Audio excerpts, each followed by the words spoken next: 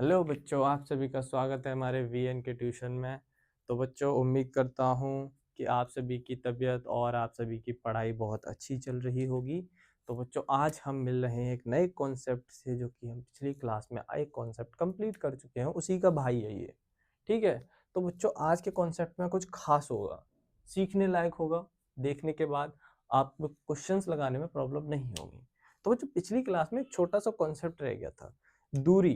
बच्चों, जो दूरी, अब मानो एक राम खड़ा हुआ है, ये राम है, राम खड़ा है यहाँ पे बिंदु ए पर। ठीक। तो बच्चों, ये दूरी जब राम ए से बी तक जाएगा तो कुछ दूरी तय करेगा ना। तो कितनी चलेगा, मान लो यहाँ से चलना स्टार्ट किया तो वो गया 2 किलोमीटर। ठीक। इधर गया 2 किलोमीटर। अब बच्चों, इसी बिंदु पे वापस आके फिर बच्चों इधर गया, वो ए से सी तक। कितना गया ए से सी तक? 3 किलोमीटर। तो बच्चों बताओ, इससे हमें कुछ सीखने को मिला? आपको क्या सीखने को मिला? कि जो दूरी होती है वो हमेशा क्या रहती है? पॉजिटिव। समझ गए ना? क्या रहती है? डिस्टेंस क्या रहेगी आपकी? पॉजिटिव। ठीक, क्या रहेगी? पॉजिटिव। क्लियर? एक बच्चों का छोटा सा डाउट था, ये हुआ क्लियर। चलो बच्चों, अब आते हैं अपने कॉन्सेप्ट में। बच्चों, हमारा कॉन्सेप्ट क्या है? दो बिंदुओं के बीच की दूरी। अब दो बिंदु दे रखे हैं आपको, मान लो एक तरफ खड़ा हुआ है ए, दूसरी तरफ खड़ा है बी। ठीक। ये इसका ये पॉइंट है, इसका ये पॉइंट है। ठीक। अब बच्चों, यहां से ये गया इस तरीके से, लो भाई, ये पहुंच गया इसके घर। ठीक। अब इसमें क्या है बच्चों, अब ये कह रहा है कि भाई मैं इतनी दूर चल के आया हूँ, इसके बीच की दूरी याद करनी है आपको।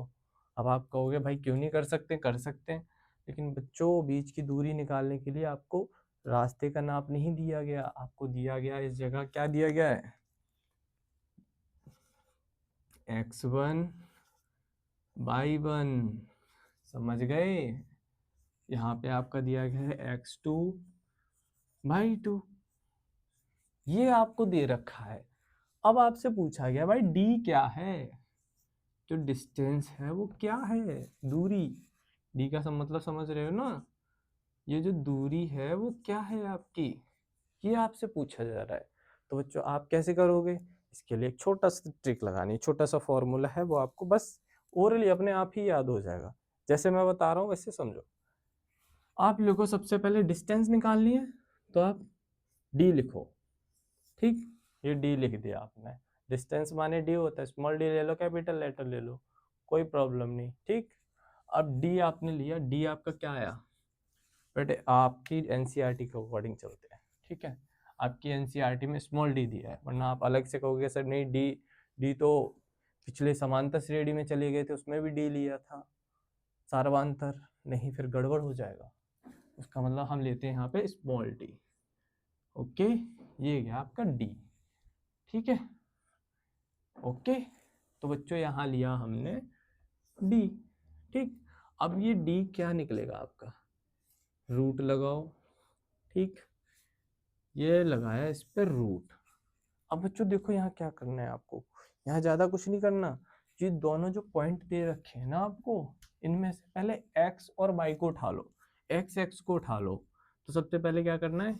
x2 माइनस x1, इन दोनों को आपस में घटा देना है। इसमें से इसे माइनस कर दो। ठीक। दूसरा फिर प्लस का साइन लगाओ। ठीक। फिर y1 y2 माइनस कर दो, सॉरी। और इधर पहले इस तरीके से यहाँ 2 रखो, यहाँ 1 रखो। क्लियर? ठीक। आप कहोगे सर नहीं, हम तो सर 1 में से माइनस करेंगे, x1 में से x2 माइनस करेंगे सर। तो अरे कोई बात नहीं भाई, आप ऐसे भी कर सकते हो, क्या दिक्कत है इसमें? ये अभी हमने इस तरीके से फॉर्मूला लिख दिया हमारा, आप इसे ऐसे भी लिख सकते हो, x1 माइनस x2। समझ गए? y1 माइनस y2, बीच में प्लस का साइन रहेगा। क्लियर? अब बच्चों देखो, अब हम इस पे करेंगे छोटे छोटे 2 क्वेश्चन। ठीक है, जिससे कि आपका ये कॉन्सेप्ट जो है वो बहुत अच्छे से पकड़ मजबूत हो जाएगी आप लोगों की। ठीक। तो बच्चों अब हम करेंगे, इस पर मैं क्वेश्चन लिखता हूँ, ठीक है। चलो, तो बच्चों आपके सामने क्वेश्चन लिखा हुआ है, ठीक है। अब क्वेश्चन में क्या बोला गया है, दो बिंदु दिए हैं, बिंदु 2,3, 1, -1, 4, ये बिंदु आपको दिए गए हैं बच्चों, ठीक है। तो आप क्या करोगे, सबसे पहले देखो क्या करना है आपको, दो बिंदु दिए हैं तो ये बिंदु आप यहाँ लिख लो, 2,3, एक बिंदु ये हो गया आपका, ठीक। इसे क्या कर दो, लाइन खींच दो, -1, 4, ये दो बिंदु आपको दिए गए ए और बी, ठीक है बच्चों। उसके बाद आपको क्या करना है, मैंने आपको फॉर्मूला बताया था ना जिस तरीके से, वैसे ही आपको इसे उसमें रख देना है।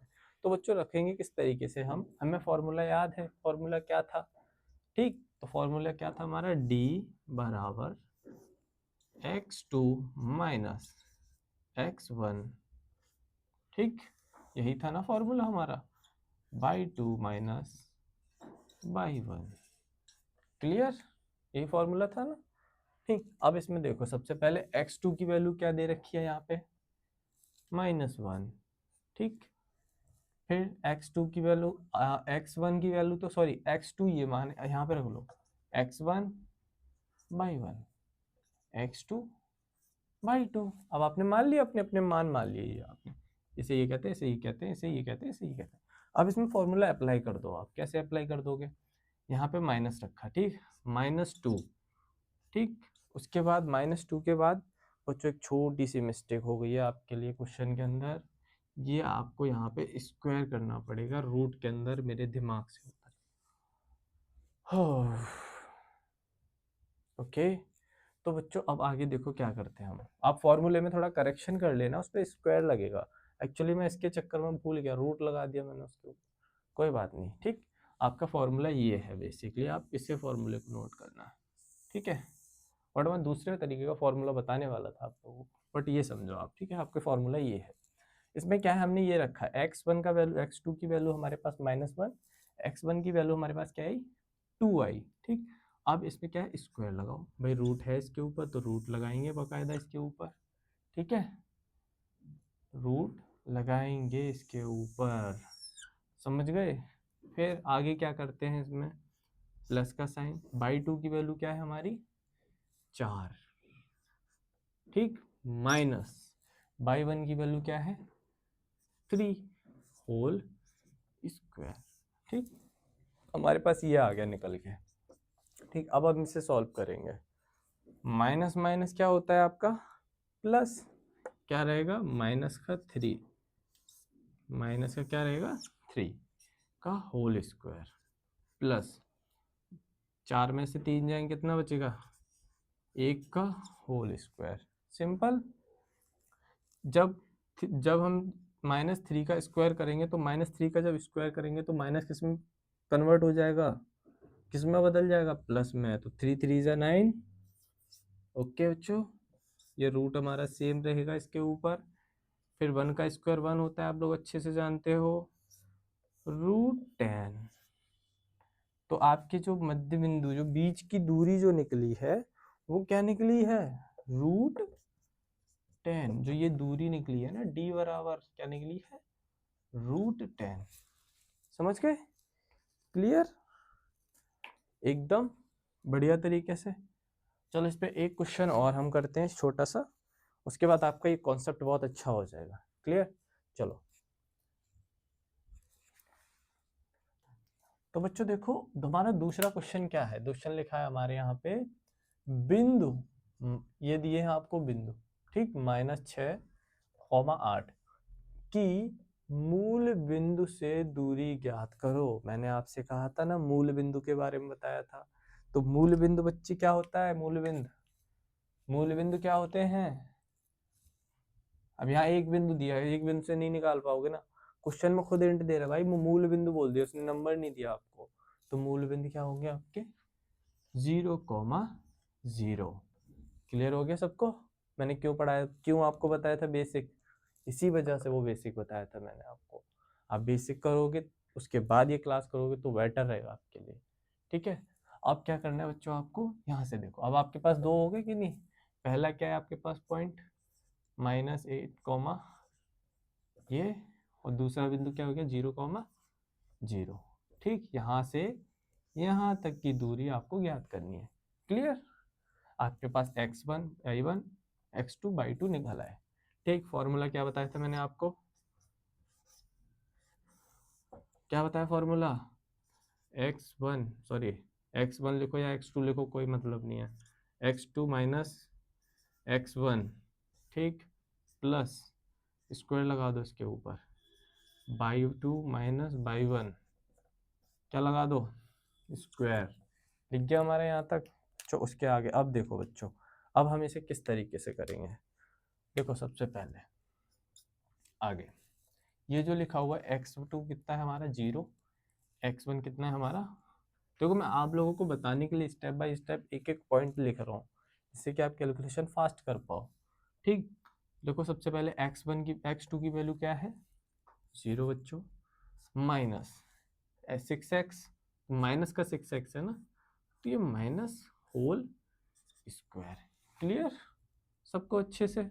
अब आगे चलो, y2 की वैल्यू क्या है 0, माइनस y1 की वैल्यू 8। क्लियर यहाँ तक? डन। अब देखो बच्चों आगे कैसे करेंगे हम, माइनस माइनस प्लस हो जाता है, आप लोग अच्छे से जानते हो ये चीज़। ठीक, अब देखो क्या होता है, माइनस माइनस, लेकिन साइन माइनस का ही रहेगा। क्लियर? देखो यहाँ से -6 का होल स्क्वायर बचा, ठीक, उसके बाद प्लस -8, 0 में से 8 जाएगा, बचेगा कितना 8 का होल स्क्वायर। अब बच्चों मैंने बताया था जब माइनस में कोई डिजिट हो और हम उसका स्क्वायर लें तो वो किस में चली जाती है, पॉजिटिव में। ठीक, तो इसका क्या बचेगा, स्क्वायर कितना आएगा 6 6 36 स्क्वायर आ गया हमारे पास। 8 का कितना आता है 64 स्क्वायर होता है 8 का। उसके बाद इनको ऐड किया तो हमारे पास आया 100। अब 100 किसका स्क्वायर रूट होता है 10 का, 10 इंटू 10 क्या होता है 100। अब 10 इंटू, सोचो जब हम रूट से कोई चीज़ बाहर निकालते हैं तो डबल जोड़े में होनी चाहिए कि नहीं, पेयर होना चाहिए उसका कि नहीं होना चाहिए। अब ये 10 10 है, रूट से बाहर आ जाएगा, बचेगा क्या 10। तो आपके बीच की दूरी d क्या निकली आपकी 10। क्लियर? तो बच्चों आज का ये कॉन्सेप्ट यहीं ख़त्म करते हैं, और अगर आपको क्लास अच्छी लगी हो तो लाइक करो, शेयर करो, सब्सक्राइब करो। मिलते हैं अगली क्लास में, तब तक के लिए